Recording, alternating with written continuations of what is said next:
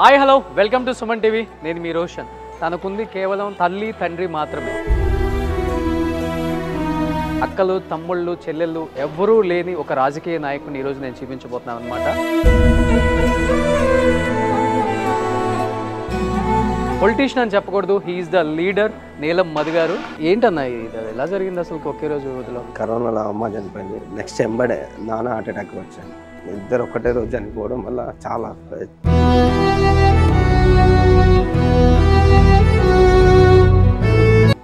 నాకు రాగానే డౌట్. నేను చాలామంది సమాధుల దగ్గరికి వెళ్ళానన్నా, ఎవరైనా కానీ అమ్మ సపరేట్ నాన్న సపరేట్ ఉంటుంది. ఇక్కడ ఎందుకని అమ్మ నాన్నది అంటే ఒకే దానిలో పెట్టి ఇలా అంటే ఎక్కడ చూడలేదు. ఫస్ట్ టైం నేను కూడా చూడటం.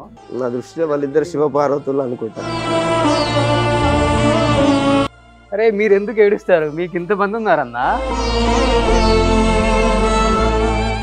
బాధ పోలే. సో మీరు అనుకునే మీ ఫ్యామిలీ ఏం చెప్తారో ఒకసారి వెళ్ళి కనుక్కుందాం పదండి.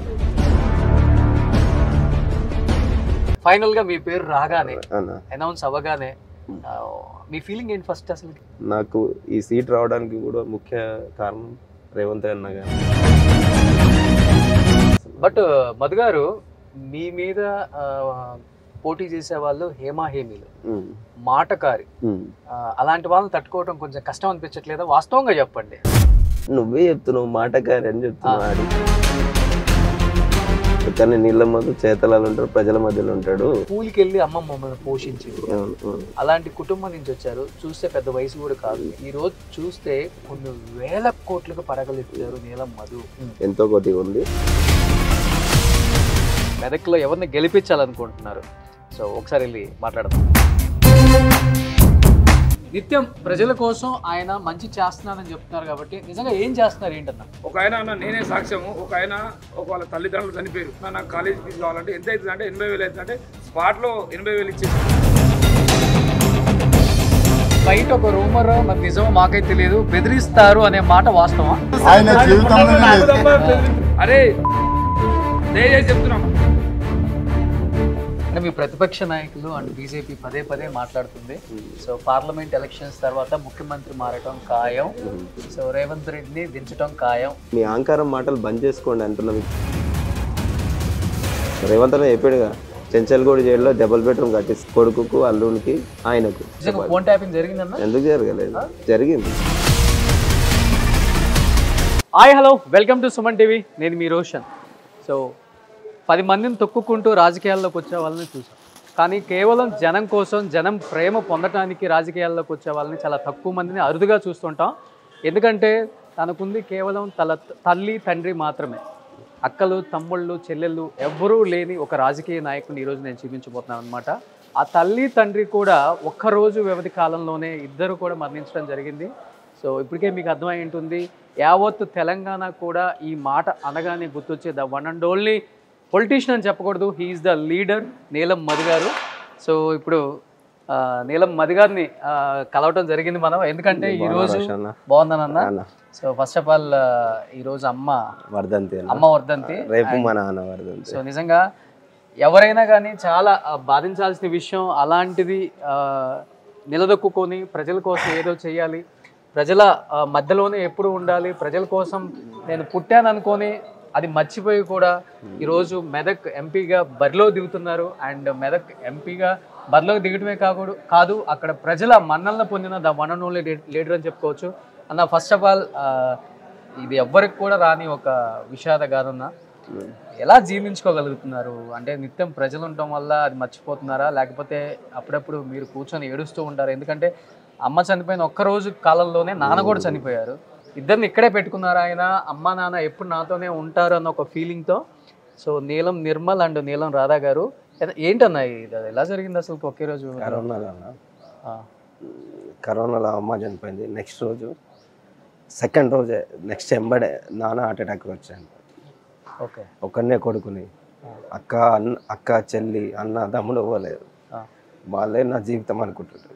ఇద్దరు ఒకటే రోజు చనిపోవడం వల్ల చాలా చెప్పలేనంత బాధ. ఆ బాధను మర్చిపోవడానికి ప్రజలలో వాళ్ళే నా అన్నదమ్ములు వాళ్ళే నా అక్క చెల్లెలని వాళ్ళ మధ్యలో ఉంటారు. వాళ్ళనే నా కాకలు మా అన్నలు అని చెప్పి ఉంటారు.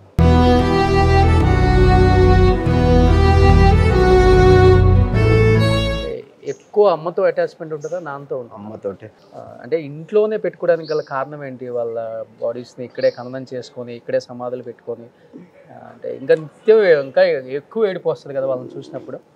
కానీ రీజన్ ఏమైనా ఉందా దానికి? అంటే జీవితం ఈరోజు ఈ ప్రపంచానికి పరిచయం చేసింది అమ్మ నాన్ననే. మనం అమ్మ నాన్నను కూడా ఒక గుడిలాగా చూసుకోవాలి. వాళ్ళే కదా ఈరోజు నన్ను జీవితాన్ని ఈరోజు ఈ జన్మనిచ్చి ప్రపంచాన్ని పరిచయం చేసి వాళ్ళే. వాళ్ళని ఒక దేవుళ్ళ కన్నా ఎక్కువ చూసుకోవాలనుకుంటా. ఫస్ట్ తల్లిదండ్రులకు విలువ ఇవ్వాలని నా దేవాలయం అనుకొని కట్టుకున్నాను. సో ఫస్ట్ మీరు ఉదయం లేవగానే ఇదే గుడికి వస్తారు?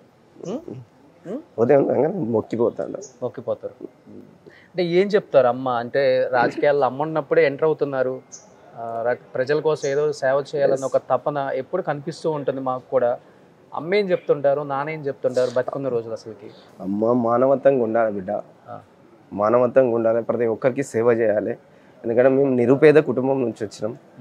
మాకు కూడా ఆ కాలంలో చాలామంది హెల్ప్ చేసి నిలబడి నన్ను సపోర్ట్ చేసిన నాయకులు ఉన్నారు, మా కార్యకర్తలు, నా ఫ్రెండ్స్ అందరి సపోర్ట్ తోటి ఈ స్థాయికి వచ్చిన. మనం కూడా ఎదిగిన తర్వాత కూడా ప్రతి ఒక్కరికి కూడా బాధ్యత గల మన తోటి అయిన సాయం వాళ్ళకు నేనున్నానే అండర్ని ఇవ్వాలని చెప్తుండే మా అమ్మ. చిన్నప్పటి నుంచి కూడా మానవత్వంగా పెరుగుతుంటే ఒక సేవాభావం నేర్చుకున్నది కూడా మా అమ్మ నుంచే. ఖచ్చితంగా సేవగా ఉండాలనుకుంటాను.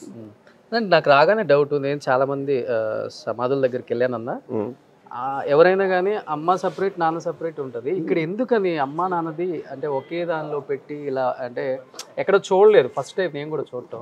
నా దృష్టిలో వాళ్ళిద్దరు శివపార్వతులు అనుకుంటా. ఓకే. మా అమ్మ సుమంగలిగా ముందు రోజు చనిపోయింది, నెక్స్ట్ రోజు మా నాన్న హార్ట్ అటాక్ వచ్చి చనిపోయారు. ఇద్దరు కూడా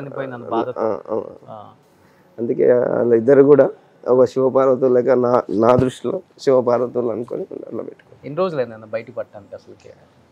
ఇప్పటికి వాళ్ళని చూసి కళ్ళమ్మ నీళ్ళు ఆగట్లేదు మీకు? మాకే ఏదో రకంగా ఉంది.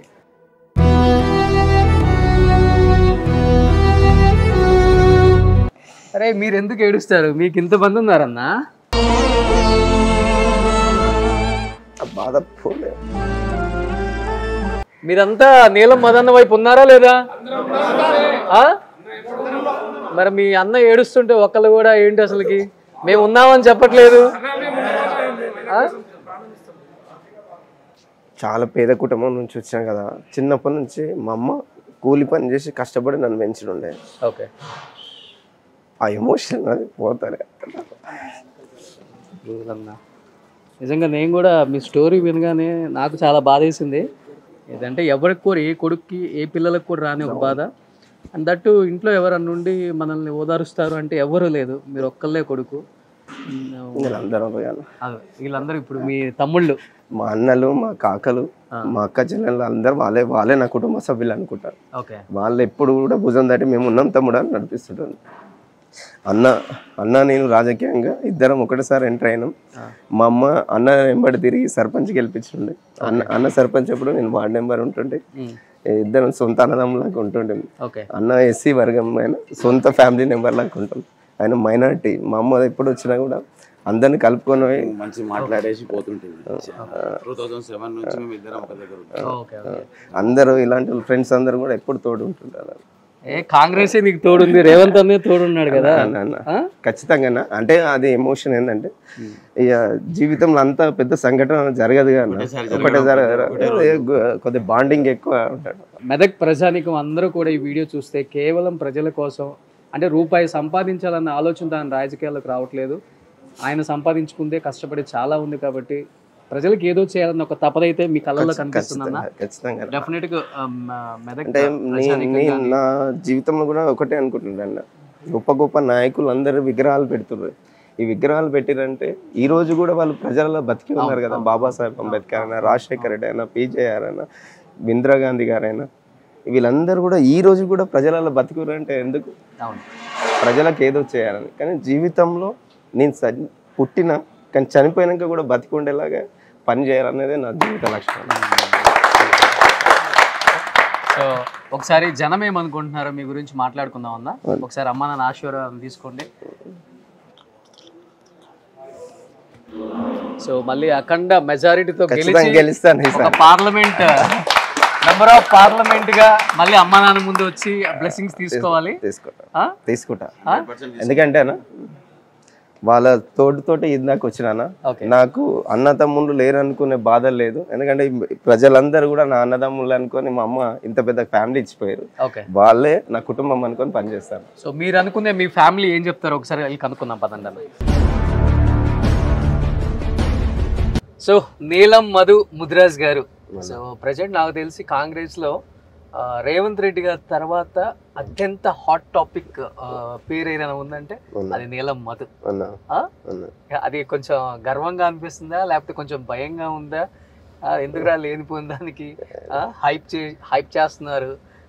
అయిపోయేం లేదు, ప్రజాదరణ ఉంది. రేవంత్ అన్ననే ఎందుకంటే కాంగ్రెస్ పార్టీలో అయినా సరే ప్రజా ఆదరణ గల నాయకుడు రేవంత్ రెడ్డి గారే. ఆయన తర్వాత మా మెదక్ జిల్లా వరకు నేను నీలం మధు అనే వ్యక్తి తెలుసు. మెదక్ పార్లమెంట్ లో పరిధిలో ప్రతి ఒక్కరికి తెలుసు అన్న. రేవంత్ అన్న చరిష్మా నా చరిష్మా ఒకటి కాదు, ఆయన వేరు, ఆయన ఒక కమిట్మెంట్ లీడర్.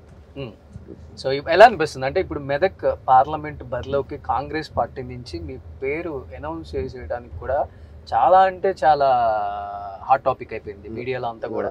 ఎవరిని ప్రకటిస్తున్నారు నీలం మధును ప్రకటిస్తారా లేదా, నీలం మధును ప్రకటిస్తే రంగునందన మీద పోటీ అవుతాడా లేదా, అంటే ఇవన్నీ కూడా చాలా రకరకాలుగా చూసాం మేము. ఫైనల్ గా మీ పేరు రాగానే అనౌన్స్ అవ్వగానే మీ ఫీలింగ్ ఏంటి ఫస్ట్? అసలు చాలా సంతోషంగా ఫీల్ అయినా, నా అదృష్టంగా ఫీల్ అయినా. ఇంత పెద్ద జాతీయ పార్టీలో ఒక గుర్తింపు ఇచ్చి ఒక మామూలు ఒక పేదింటి బిడ్డకు అవకాశం కల్పించిన పార్టీ కాంగ్రెస్ పార్టీ. ఎంతో మంది నాయకులను తయారు చేసింది, ఎంతో మందికి కూడా సేవ చేసే తత్వం ఉన్న నాయకులను గుర్తించిన పార్టీ కాంగ్రెస్ పార్టీ.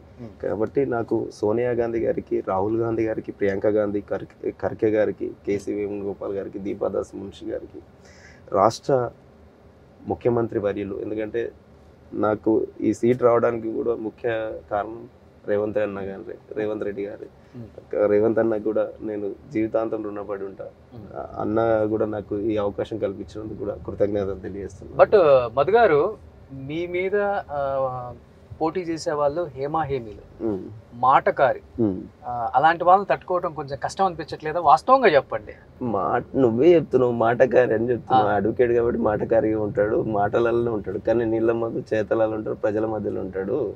స్థానికంగా దుబాకల ఎమ్మెల్యే 3 సంవత్సరాలు ఎమ్మెల్యేగా ఉండి స్థానికంగా ఉన్న ఏం నిధులు తీసుకొచ్చిండు, ఏం అభివృద్ధి చేసిండో దుబాక ప్రజలను అడగండి. ఇంకా దుబాకలనే నడవలేదు, ఈ పేదక్ పార్లమెంట్కి ఏ విధంగా చేయగలుగుతాడు అని ప్రజలందరూ కూడా చెప్తారు అన్న. ముఖ్యంగా అందరూ. సో వార్ వన్ సైడ్ అంటారా లేకపోతే డెఫినెట్ గా టఫ్ ఫైట్ అయితే ఉంటది అనుకుంటున్నారా? వార్ వన్ సైడే, కాంగ్రెస్ పార్టీ గెలుస్తుంది చేతి గుర్త నుంచి. ఎందుకంటే సీరియల్ నెంబర్ కూడా దేవుడు కూడా నెంబర్ 1 ఇచ్చిండు. నెంబర్ 1 ఇచ్చిండు. నెంబర్ 1 గానే వచ్చేస్తా.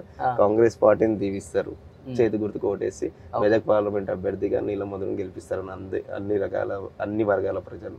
అంటే మీరు కేవలం నీలం మధు అనే వ్యక్తి పటాన్ చెరుకు మాత్రమే పరిమితం, మిగతా నియోజకవర్గాల్లో అంత హవా నడవదు, ఆయన గాలి అంతగా వీయదు, ముఖ్యంగా మెదక్లో అసలు వీయదు అనే ఒక టాక్ అయితే నడుస్తుంది కదా బయట. వాళ్ళకేం చెప్తారు మీరు? ఇంతకుముందు మీరే ప్రశ్న చెప్పారు. నీలం మధు అంటే ఎంత చరిష్మా ఉంది, రాష్ట్ర వ్యాప్తంగా నీలం మధు గురించి హాట్ టాపిక్. మరి ఇంకా తెలంగాణ రాష్ట్రానికే తెలుసు, మెదక్ పార్లమెంట్ ప్రజలందరికీ కూడా తెలుసు నీలం మధు గురించి. నీలం మధు సేవా గుణాలు, ఒక చిన్న స్థాయి నుంచి, ఒక సర్పంచ్ నుంచి ఎన్నో సేవా కార్యక్రమాలు చేసి ఈ స్థాయికి ఎదిగిందంటే ఒక కసిగా ప్రజలకు ఏదో రకంగా సేవ చేయాలని వస్తుండు. కాబట్టి అలాంటి నాయకుని మనం గుర్తించి, కింది స్థాయి నుంచి వచ్చిన నాయకుని గుర్తించి ప్రజలందరూ కూడా తోడుండి ఆయనను గెలిపిద్దామని చెప్పి ప్రజలు అంటారు. ముఖ్యంగా కాంగ్రెస్ పార్టీని దీవిద్దాం, ఎందుకంటే తెలంగాణ ఇచ్చిన పార్టీ కాంగ్రెస్ పార్టీ. ఇందిరాగాంధీ గారు కూడా ఇక్కడ నుంచి మెదక్ పార్లమెంట్ నుంచి ఎంపీ గెలిచి ప్రధానమంత్రి అయిన గడ్డ మెదక్ గడ్డ. కాబట్టి ఈ ప్రాంత ప్రజలందరూ కూడా ఇందిరమ్మ ప్రభుత్వం నడుస్తుంది తెలంగాణలో, రేవంత్ అన్న ప్రభుత్వం ప్రజాప్రభుత్వం నడుస్తుంది. కాబట్టి అవకాశం ఈసారి కాంగ్రెస్ పార్టీకి అవకాశం ఇద్దామని చెప్పి అన్ని వర్గాల ప్రజలు, కార్మికులైనా, రైతులైనా, విద్యార్థులైనా, మహిళా సంఘాలు, మహిళలైనా ప్రతి ఒక్కరు కూడా తోడుండి కాంగ్రెస్ పార్టీని దీవిస్తారు. అంటే కరుడు కట్టిన కాంగ్రెస్ నాయకులు ఉన్నారు చెప్పాలంటే తెలంగాణలో. అలాంటి వారిని కాదని రేవంత్ రెడ్డి ముఖ్యంగా నీలం మధుకి ఇంత ఇంపార్టెన్స్ ఇవ్వడానికి గల రీజన్ ఏంటి? అంటే కాంగ్రెస్ గడ్డు కాలంలో ఉన్నప్పుడు నీలం మధు ఒక లెఫ్ట్ హ్యాండ్ గా నిలబడ్డాడు రేవంత్ రెడ్డికి అనే మాటకి ఏం చెప్తారు? కాంగ్రెస్ పార్టీ చెప్పిన కదా నాకు ఇంత గతంలో కూడా చెప్పిన ఇప్పుడు కూడా చెప్పిన కాంగ్రెస్ పార్టీ సేవాతత్వం ఉన్న ప్రజాదారణ ఉన్న నాయకులను గుర్తించే పార్టీ కాంగ్రెస్ పార్టీ.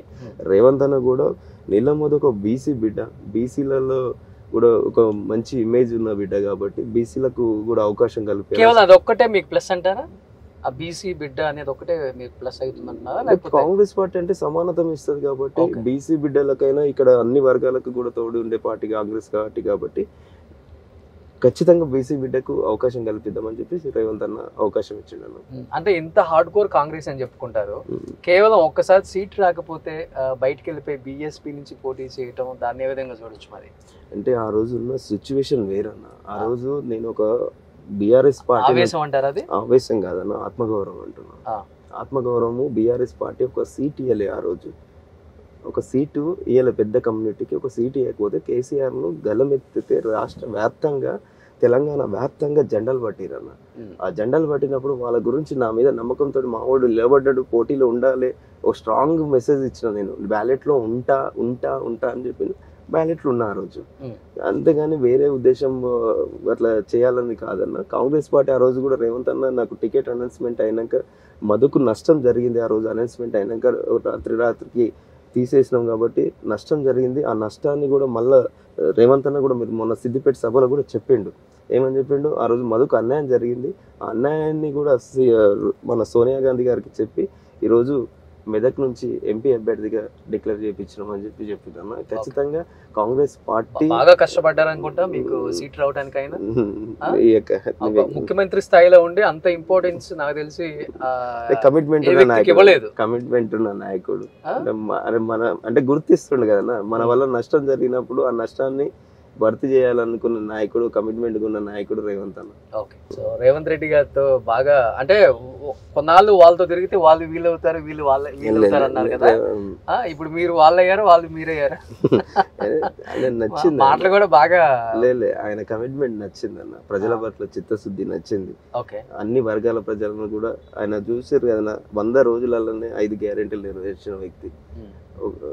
స్ట్రగుల్ పడి ఆయన ఎంతో ఇబ్బందులు పడ్డాక కూడా నిలబడతానే ఒక స్ట్రాంగ్ మీద నిలబడి ఈరోజు రాష్ట్రంలో ప్రభుత్వం తీసుకొచ్చిన నాయకుడు. కాంగ్రెస్ ప్రభుత్వం రావడానికి కీ రోల్ పోషించారు. ఆ కీ రోల్ కూడా పార్టీ సపోర్టు సోనియా గాంధీ గారు, రాహుల్ గాంధీ గారు, ఇక్కడ ఉన్న రాష్ట్ర నాయకత్వం, మంత్రులు అందరు కూడా సహకరించి కాంగ్రెస్ పార్టీ అన్న మీద నమ్మకంతో ఇచ్చిర్రు. ఆయన కూడా ఆ కమిట్మెంట్గా తెలంగాణ రాష్ట్రంలో కాంగ్రెస్ పార్టీ అధికారులను తీసుకొచ్చేటందుకు.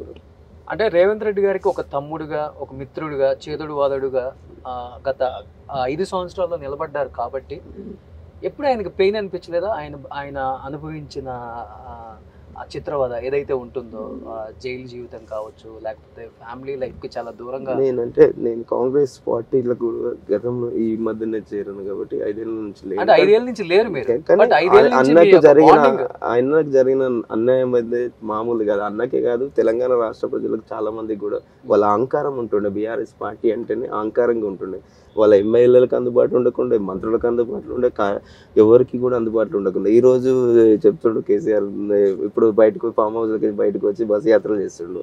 మరి అధికారంలో ఉన్న మీ ఎమ్మెల్యేలు గేటు ముందుకున్నా కూడా వాళ్ళకి టైం ఇవ్వకూడదు, వాళ్ళ మంత్రులు ఉన్నా కూడా టైం ఇవ్వకూడదు. అహంకారంతో వాళ్ళని బొందబెట్టారు తెలంగాణ ప్రజలందరూ కూడా. ఈరోజు ఆత్మగౌరవం ఇచ్చే పార్టీ కాంగ్రెస్. సోనియా గాంధీ గారు తెలంగాణ ఇచ్చింది. ఇప్పుడు చూడు, ప్రజాపాలన వచ్చిన తర్వాత మా నాయకులు, ఎమ్మెల్యేలు అయినా, ముఖ్యమంత్రి అయినా, మంత్రులు కూడా ప్రజల మధ్యలో ఉంటారు. ప్రజలకు ఎన్నో కార్యక్రమాల్లో అందుబాటులో ఉంటారు. ఎప్పుడు సేవ చేసే వ్యక్తులుగా ఉన్నారు. ముఖ్యంగా అన్న ఇప్పుడు మెదక్ ఉంది, సో మన మైనంపల్లి రోహిత్ యువకుడు, చాలా మంది అనుకున్నారు రోహిత్ ఓడిపోతాడని. కొన్ని బెట్టింగ్లు కూడా జరిగాయి, మనకు తెలిసిన విషయం అది.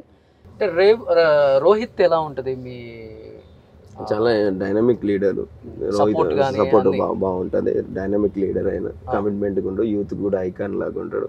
అంటే నాయకత్వ లక్షణాలు ఉన్నాయి. మైనంపల్లి హనుమంతన్న నుంచి నాయకత్వ లక్షణాలు వచ్చినాయి.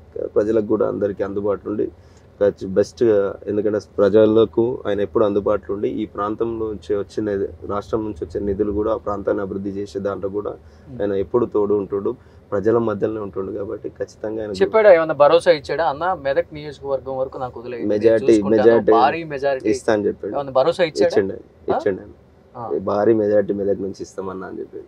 అంటే ఏ నియోజకవర్గంలో మీకు కొంచెం టఫ్ గా అనిపిస్తున్నాయి? అన్ని నియోజకవర్గాలు కూడా కాంగ్రెస్ పార్టీ వే నడుస్తుంది. తెలంగాణలో కాంగ్రెస్ ఉంది కాబట్టి దేశంలో కూడా ఇండియా కూటమి రావాలని ప్రజలందరూ కోరుకుంటారు, సమానత్వం కావాలనుకుంటారు కాబట్టి ఖచ్చితంగా అన్ని నియోజకవర్గాల నుంచి కూడా లీడ్ వస్తుందండి. సో ఎంపీ అనౌన్స్ అవ్వగానే, ఎంపీ మీకు అనగానే రేవంత్ రెడ్డి గారు అంత కష్టపడ్డందుకు మీకు ఈ సీట్ రావాలని ఆయన మీకు చెప్పిన మాట ఏంటి అసలుకి? గెలిచి రావాలి మధు, కష్టపడు, అందరిని కలుపుకపో, అందరితోటి మమేకమైన ఉండు, ప్రజలతోటి మమేకం ఉండు. ఈ అవకాశం చాలా మంచి అవకాశం వచ్చింది నీ లైఫ్లో, ఇది చాలా అచీవ్మెంట్. అందరిని కలుపుకొని ప్రజలతోటి మమేకంగా ఉండు, నాయకుడిలా ఎదుగు అని చెప్పాడు. ఒక అన్న, సొంత అన్నలాగా చెప్పాడు. ఖచ్చితంగా అన్న మాట నేను శిరస వహిస్తూ ఖచ్చితంగా పేద ప్రజలకు, అదేవిధంగా మా కార్యకర్తలకు, నాయకులకు అందుబాటులో ఉండే అందరిని కలుపుకోయే వ్యక్తిలాగా ఉంటాను. కొంచెం మెదక్ మీద ఎక్కువ ఫోకస్ పెట్టినట్టుంది రేవంత్ రెడ్డి గారు. బికాస్ ఆఫ్ రఘునందన్ తట్టుకోవటం అంత ఈజీ కాదు. రఘునందన్ ఏముండదు, మీ మీడియాలోనే రఘునందన్, గ్రౌండ్ లో కాదు. అంతేనా? ఏందా అలా తీసేసారు అసలు? మా ప్రజలు చెప్తారు కదా, మీడియాలో పార్టీలా ఉంటే కాదు కదా, ప్రజలు గ్రౌండ్ లో ఉండాలి కదా. అంటే ఎక్కువ ఎలాంటి సమస్యలు చెప్తున్నారు? అంటే వెళ్తున్నారు కాబట్టి చూస్తున్నారు. అంటే ఎక్కువ కూడా గతంలో కూడా ఇండ్ల స్థలాలు ఇచ్చిన పార్టీ కాంగ్రెస్ పార్టీ. ఇప్పుడు కాంగ్రెస్ పార్టీ అధికారం ఉంది, ఇండ్ల స్థలాలు కావాలని చెప్పి ప్రతి ఒక్కరికి కూడా జీవితంలో ఒక సొంత ఇల్లు కళ ఉంటది కాబట్టి అందరు కూడా ఇండ్ల స్థలాలు అడుగుతారు. ఖచ్చితంగా మేము కూడా ప్రభుత్వం వచ్చినాక ప్రతి కాన్స్టిట్యున్సీకి 3,500 ఇళ్ళు శాంక్షన్ చేసినాం, ఇందిరమ్మ ఇల్లు కూడా. అవన్నీ కూడా ఈ ఎలక్షన్ కోడ్ అయినాక కూడా ఇస్తాం. ఎందుకంటే గతంలో విఆర్ఎస్ పార్టీ ఉండి డబుల్ బెడ్రూమ్ కట్టిస్తా అని చెప్పి ఎవరికి కూడా కట్టియలేరు. వాళ్ళకి నచ్చిన వాళ్ళకు అందులో కట్టించిన దాంట్లో కూడా ఒకరికి అంతా వాళ్ళకి నచ్చిన వాళ్ళకి ఇస్తుండే. కానీ కాంగ్రెస్ పార్టీలను చూడకుండా ప్రతి ఒక్క పేద కుటుంబాన్ని చూసి నిరుపేదలకు అందరికీ కూడా ఇచ్చే పార్టీ కాంగ్రెస్ పార్టీ కాబట్టి మేము కాంగ్రెస్ పార్టీని దీవిస్తామని చెప్తారు. అదేవిధంగా నిరుద్యోగులు కూడా చెప్తారు, ఉద్యోగాలు 10 ఏళ్ల నుంచి బీజేపీ బీఆర్ఎస్ ఉంది, నిరుద్యోగ వ్యవస్థ ఎక్కువ ఉన్నారు కాబట్టి కాంగ్రెస్ ప్రభుత్వం ఏర్పడిన తర్వాత తెలంగాణలో ఈ రోజు రేవంత్ అన్న ప్రభుత్వం వచ్చాక నిరుద్యోగులకు కూడా 30,000 ఉద్యోగాలు నోటిఫికేషన్ చేసిన పార్టీ కాంగ్రెస్ పార్టీ. ఇంకా కూడా నోటిఫికేషన్లు ఇస్తారు. మీరు ఎంపీ గెలిచిన తర్వాత కూడా నిరుద్యోగులందరూ కూడా గవర్నమెంట్ సెక్టార్లో వచ్చే ఉద్యోగాలు నోటిఫికేషన్లు వేపిస్తూ మీరు కూడా పర్సనల్గా 7 సెగ్మెంట్ల నుంచి అందరికీ కూడా యువతకు, నిరుద్యోగులు ఉన్న వాళ్ళకి అందరికీ కూడా ఇక్కడ ఉన్న ప్రైవేట్ కంపెనీల వాళ్ళతో మాట్లాడి జాబ్ మేళాలు పెట్టించి వాళ్ళకి ఉద్యోగాలు ఇప్పించాలని చెప్తారు. ఖచ్చితంగా చేస్తారని చెప్తారు. ప్రతి 6 మంత్స్కి ఒకసారి 7 సెగ్మెంట్లలో అక్కడ ఉన్న మా నాయకులను అందరినీ కలుపుకొని జాబ్ మేళాలు పెట్టించే బాధ్యత తీసుకుంటానని చెప్పి. అన్న, ఇన్ కేస్ మీరు ఇక్కడ గెలిస్తే అంటే నీలం మధు చరిష్మాతో గెలిచింది అనుకుంటారా, లేకపోతే కాంగ్రెస్ పార్టీ సింబల్ రేవంత్ రెడ్డిని చూసి గెలిపించారు అనుకుంటారా? కాంగ్రెస్ పార్టీ సింబల్, రేవంత్ అన్న సింబల్, చరిష్మా ఉండదంటారు అందులో ఎంతో కొంత, కానీ ముఖ్యంగా అయితే రేవంత్ అన్న చరిష్మా, కాంగ్రెస్ పార్టీ, ఇందిరాగాంధీ, సోనియా గాంధీ, ఆ కుటుంబం చూసి. సో అంటే రాజకీయ పరంగా, వ్యక్తిగతంగా రేవంత్ రెడ్డిని దగ్గర నుంచి చూశారు కాబట్టి ఈయన దగ్గర నుంచి ఈ క్వాలిటీ నేను తీసుకోవచ్చు అనిపించిన క్వాలిటీ అంటే ఏమని చెప్తాను? కమిట్మెంట్. మాట అంటే మాట, తప్పడు. నేనే కదా ఉదాహరణ. ఆ రోజు జరిగిన అన్యాయానికి మళ్ళీ పిలిచి టికెట్ ఇచ్చాడు కదా. సో అందుకని గుండెల్లో పెట్టుకున్నారు అంతే. కమిట్మెంట్ నాయక్. సో రేవంత్ రెడ్డి గారి కోసం ప్రాణాలైనా ఇస్తారు. రెడీ, ప్రాణాలైనా తీస్తారు. తీస్తా. సో మీరు ఒక మాట అన్నారు, అమ్మ దగ్గర, సమాధి దగ్గర కూలికి వెళ్ళి అమ్మ మమ్మల్ని పోషించింది. అలాంటి కుటుంబం నుంచి వచ్చారు. చూస్తే పెద్ద వయసు కూడా కాదు. 41. ఈ రోజు చూస్తే కొన్ని వేల కోట్లకు పడగలెత్తారు నీలం మధు అనే మాటకి ఏం చెప్తారు? బయట అక్కడ ఇక్కడ నడుస్తున్న మాట 1,000 కోట్ల ఆస్తిపరం ఏం కాదు. ఉన్నంత వరకు సమాజంలో నా విలువకు నాకు వరకు ఉంచుకున్నాం. కొద్దిగా ఎంతో కొద్దిగా ఉంది. కాకపోతే రియల్ ఎస్టేట్ చేస్తుంటే, మీలాంటి ఫ్రెండ్స్ అంతతోటి రియల్ ఎస్టేట్ చేస్తుంటే ఆ డబ్బులతో ఒక ₹1,00,000 వస్తే 50,000 రూపాయలు పేద ప్రజలకి ఖర్చు పెడుతుంటే అది ఎలా చేస్తారు చెప్తే మేము కూడా సంపాదిస్తాం కదా. ఇప్పుడు నువ్వు ఒక ఫ్లాట్ కొనాలనుకుంటున్నావు అన్న, ఇక్కడ ఫ్లాట్ కొంటున్నామే, కొద్దిగా మంచి వాళ్ళు ఉండి చూడండి అంటే మీకు ఇప్పించేస్తే వాళ్ళు కమిషన్ ఇస్తారు. ఆ కమిషన్ డబ్బులతోటి, ఆ డబ్బులతోటి ప్రజలకు ఇస్తుంటే నాకు ఒక 50,000, ₹1,00,000 వస్తే 25,000 నా కుటుంబాన్ని చాలు. ఒక 50,000 రూపాయలు చూసారా మీ సక్సెస్? అన్ని చూసింది. 3 years అయింది అన్న. 3 years అయింది. ప్రజల కోసం మీరు సంపాదించింది పెట్టడమే ఎక్కువ. అందువల్ల ప్రజల్లో అంటే మానవతా వ్యక్తి నీలం మధు ఒక సేవ గుణం ఉన్నాడని ప్రజలందరూ కూడా గుర్తిస్తారు. మా కుటుంబ సభ్యుడు, ముఖ్యంగా అన్నదమ్ములు లేరు, మనల్ని అన్నదమ్ములాగా చూస్తాడు, అక్క చెల్లెలు లాగా చూస్తాడు.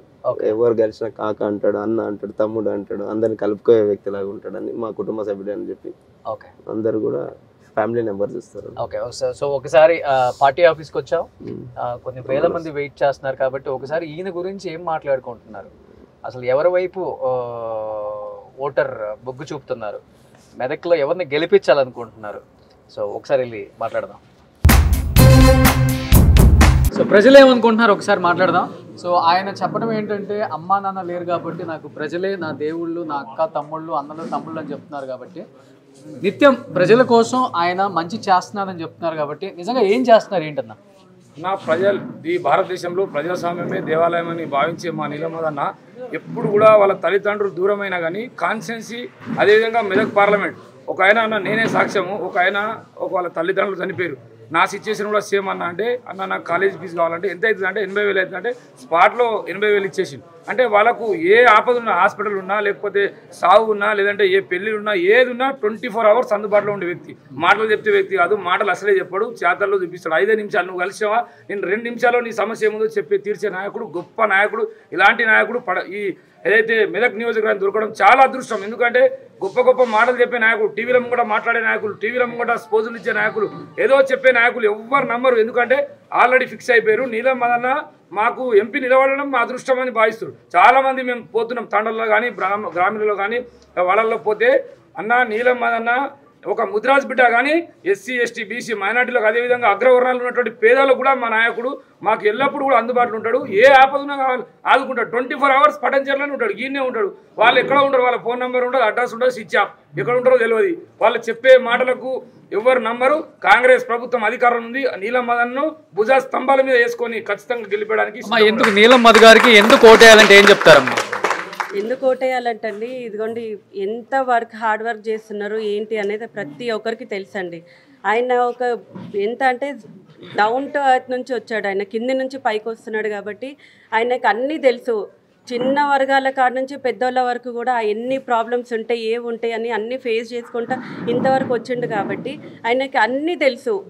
మేము కొత్తగా చెప్పాల్సిన అవసరం ఏం లేదు. అందుకని ప్రతి ఒక్కరు కూడా ఆయన కావాలి, ఎంపీ కావాలి, మా మెదక్ నుంచి మాకు రావాలి, మేము భారీ మెజారిటీతో మేము విన్ చేసుకోవాలని చెప్పి ఈచ్ అండ్ ఎవ్రీ మహిళ కానీ ప్రతి ఒక్కరు కూడా మేము కృషి చేస్తున్నాము, చేయాలనుకుంటున్నాం, చేస్తున్నాం కూడా, అండ్ వస్తారు కూడా భారీ మెజారిటీతో విన్ అవుతారు. ఎంత మెజారిటీ వచ్చింది అనుకుంటున్నారు నీలమ్మద్ గారు?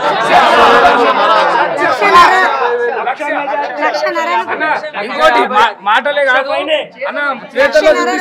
పెద్ద మీరు నిజాలు చెప్తారు. ఎంతో మంది రాజకీయ నాయకులను చూశారు కాబట్టి ఇట్లా అంటే ఎందుకు వేయాలి ఓటు?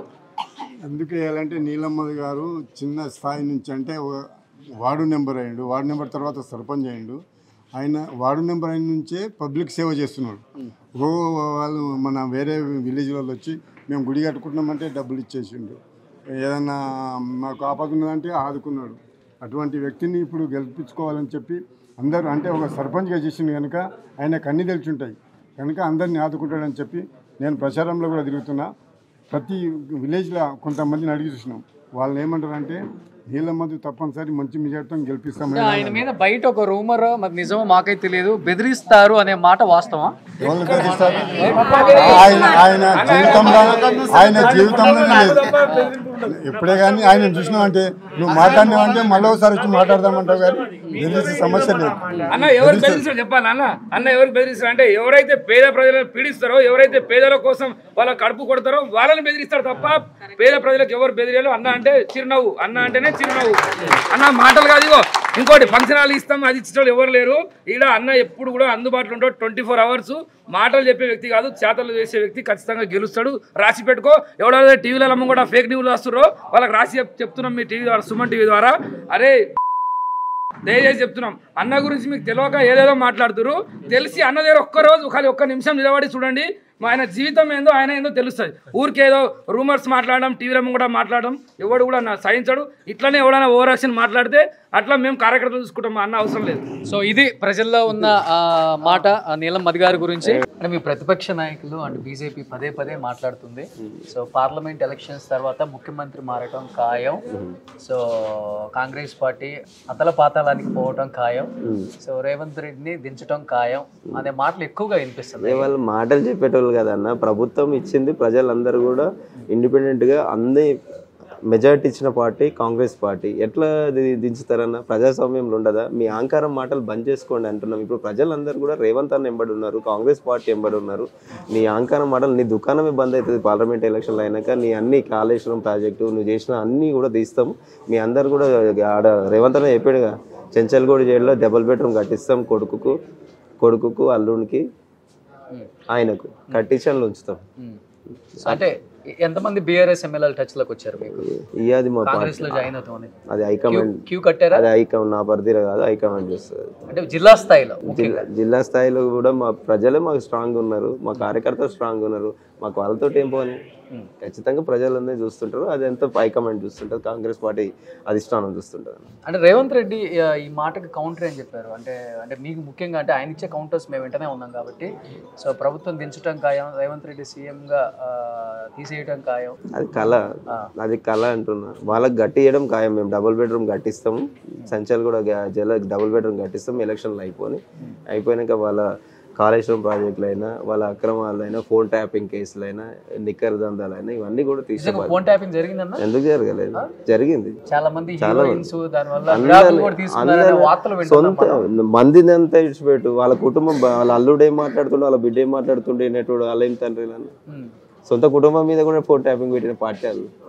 సొంత కుటుంబం మీ ఫోన్ కూడా ట్యాపింగ్ పెట్టారా? అందరికి పెట్టారు, అందరికి పెట్టారు. రేవంత్ రెడ్డి గారితో ఏం మాట్లాడుతున్నారు? అందరు పెట్టారు. సో ఫోన్ ట్యాపింగ్ అయితే జరిగింది. ముఖ్యంగా అసలుకి సినిమా ఇండస్ట్రీ వాళ్ళు కూడా చాలా ఇబ్బంది పడుతున్నారు ఈ ఫోన్ ట్యాపింగ్ వల్ల అనే మాట సర్క్యులేట్ అవుతుంది బాగా. మరి పర్సనల్ లైఫ్ ను వాళ్ళు వినడం ఏందన్న? ఫోన్లో నీ లైఫ్ ను ఎవరు వినడం ఏందన్న? పద్ధతి కాదు కదా. సో ఇప్పుడు బీసీ సామాజిక వర్గం అంతా మీ వైపు ఉంది అనుకుంటున్నారా, లేకపోతే అన్ని పార్టీలకి అన్ని సామాజిక వర్గాలు? బీసీ సామాజిక వర్గం ఉంది, అదేవిధంగా అన్ని వర్గాల ప్రజలు. మధు అంటేనే అందరివాడు, అందరితో కలుపుకునే వ్యక్తి. మా కాంగ్రెస్ పార్టీ కూడా అన్ని వర్గాల ప్రజలకు మేలు చేసే పార్టీ కాబట్టి, సెక్యులరిజం ఇచ్చే పార్టీ, మేము భారతీయులం అని ఇచ్చే పార్టీ కాబట్టి కాంగ్రెస్ వైపు అన్ని వర్గాల ప్రజలు కూడా తోడున్నారు. అంటే ప్రజల పక్షాన్ని నిలబడ్డ నాయకులకి ఎప్పుడు కూడా ఏదో విధంగా మన మీద దాడులు జరగటం, లేకపోతే మర్డర్ అటెంప్ట్స్ జరగటం ఇలాంటివి చూస్తూనే ఉంటాం. ఇలా ఎన్ని జరిగాయి మీ మీద మధు గారు? ఇప్పటి వరకు ఎలాంటి బెదిరించుడు అలాంటి ఏవి లేవు. కానీ ప్రజలే అది నా చిరునవ్వుతోటి ప్రజలందరినీ ప్రేమతో చూస్తే, ఆ చిరునవ్వులే వాళ్ళందరూ కూడా నన్ను ఎప్పుడు రక్షణతోటి చూసుకుంటూ ఉంటారు. కాంట్రవర్సీ ఉంది కదా, అందరినీ కలుపుకోయే వ్యక్తి లాగా ఉంటా కదా. సో మీరైతే బలంగా నమ్ముతున్నారు ఢిల్లీలో పార్లమెంట్ లో? ఖచ్చితంగా వెళ్తున్నాను. అది మీ చిరకాల కోరిక, లేకపోతే ప్రజలకు ఏదో చెయ్యాలి అన్న ఒక తపన అది? అంటే నేను చేసే సేవ కార్యక్రమంకు నేను కూడా ఇంకా రాజకీయంగా ఎదిగితే ఇంకా ఎన్నో సేవ కార్యక్రమాలు చేయొచ్చు కాబట్టి, రాజకీయంగా కూడా సపోర్ట్ రావాలంటే దానికి కూడా నాకు తోడుగా కాంగ్రెస్ పార్టీ అండగా నిలబడ్డది. సోనియా గాంధీ గారు, రాహుల్ గాంధీ గారు, మా కేంద్ర నాయకత్వం, అదేవిధంగా రాష్ట్ర నాయకత్వం, ముఖ్యంగా ముఖ్యమంత్రి రేవంత్ అన్న నాయకత్వం నాకు అండగా నిలబడ్డది కాబట్టి ఖచ్చితంగా నేను ఇంకా ఎంతో మందికి సేవ చేసే భాగ్యం కలుగుతుంది మెదక్ పార్లమెంట్ ఉంటే. ప్రజల కష్ట సుఖాలు తెలిసిన వ్యక్తిని కాబట్టి వాళ్ళ కష్టాలలో సుఖం నేను ఉండి వాళ్ళను పాలు పంచుకొని అందుబాటులో ఉండే నాయకులకు ఉండాలనుకుంటున్నాను. ఇన్ కేస్ మీరు రేపు ప్రజల ఆశీర్వదించి పార్లమెంట్లోకి అడుగు పెట్టారు, మెదక్ పార్లమెంట్కి ఏం చేద్దాం అనుకుంటున్నారు? మెదక్ పార్లమెంట్లో ప్రజలు ఏం కోరుకుంటారు, వాళ్ళ సమస్యని మా సమస్యలుగా తీసుకొని అవిటి పరిష్కరించే బాధ్యత తీసుకుంటా అక్కడున్న నాయకులను వాళ్ళందరినీ కలుపుకొని చేస్తా.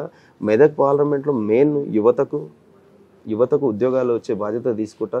ఎందుకంటే నోటిఫికేషన్ గవర్నమెంట్ ఉద్యోగాలు వచ్చినాక కూడా చాలామంది యువతకు కూడా ఉద్యోగాలు లేవు. ఈ ప్రాంతంలో చాలా 1100 పైచిలుకు కంపెనీలు ఉన్నాయి. వాళ్ళందరితోటి మేనేజ్మెంట్ తోటి మాట్లాడి ప్రతి 6 నెలలకు ఒకసారి జాబ్ మేళలో పెట్టి వాళ్ళ ఉద్యోగాలు ఇప్పించే బాధ్యత తీసుకుంటాం. అదేవిధంగా డాక్రా మహిళలకు కూడా, ఎందుకంటే గత 10 సంవత్సరాల నుంచి బీఆర్ఎస్ బీజేపీ ప్రభుత్వాలు ఉన్నాయి. డాక్రా మహిళలకు ఎప్పుడు కూడా వాళ్ళకి ఎంకరేజ్మెంట్గా వాళ్ళు ఉపాధి డెవలప్ చేసుకోవడానికి, వాళ్ళకు స్మాల్ కేర్ ఇండస్ట్రీలు పెట్టుకోవడానికి ప్రోత్సాహం ఇవ్వలేదు. కాబట్టి మేము ఎంపీగా గెలిచిన తర్వాత నా ఫండ్ నుంచి కూడా మహిళా సోదరమణులకు కూడా నా ఎంపీ ఫండ్ నుంచి కూడా వాళ్ళకు ప్రోత్సాహం ఇచ్చే బాధ్యత తీసుకుంటా, యువతకు కూడా ప్రోత్సాహం ఇస్తా.